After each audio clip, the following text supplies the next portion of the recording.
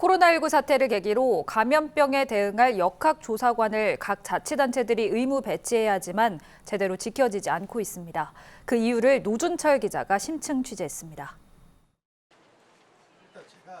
코로나19 확진자의 기초자료를 받아 역학조사 중인 이정민 부산시 감염병 대응팀장. 지난 4월에 채용된 의사 출신 역학조사관입니다. 지역사회 감염이 확산한 요즘 역학조사관은 더 바빠집니다. 확진자의 구체적인 감염 경로를 밝혀내야 하고 동선을 추적해 접촉자 규모, 격리 대상자까지 판단합니다. 동선 조사를 위해 휴대전화 GPS를 추적하고 확진자의 카드 결제 내역까지 확인하기도 합니다. 이처럼 역학조사관은 감염병 확산을 막아야 하는 막대한 임무를 수행하는 감염병 수사관입니다. 그래서 자격도 까다롭습니다.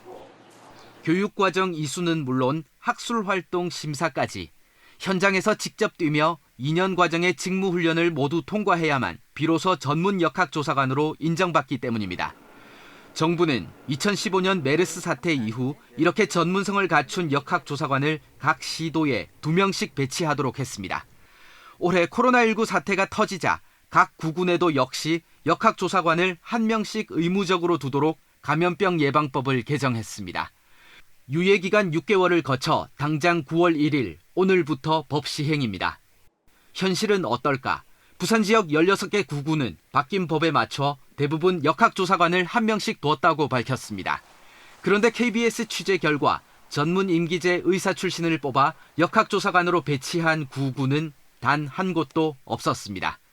일단 급한 대로 기존 공무원을 수습 역학조사관으로 사실상 지정만 해둔 겁니다. 이뿐만이 아닙니다.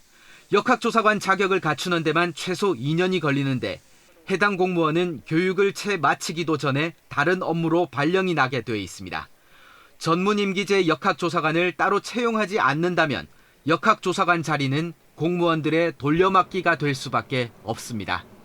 공무원들은 길면 한 2, 3년 하시면 다른 자리로 가시잖아요. 그러니까 수습을 떼기 전에 또 딴 자리로 가버리는 거죠. 그럼 새로운 사람은 또다시 수습 역학조사관인 거예요. 각 구군이 역학조사관을 뽑지 않는 진짜 이유는 총액 인건비 제도에 있습니다. 열악한 재정 여건상 돈을 많이 줘야 하는 의사 출신을 뽑기 힘든 데다 또 만약 신규 인력 1명을 채용하면 총액 인건비 제도에 걸려 기존 공무원을 줄여야 하기 때문입니다.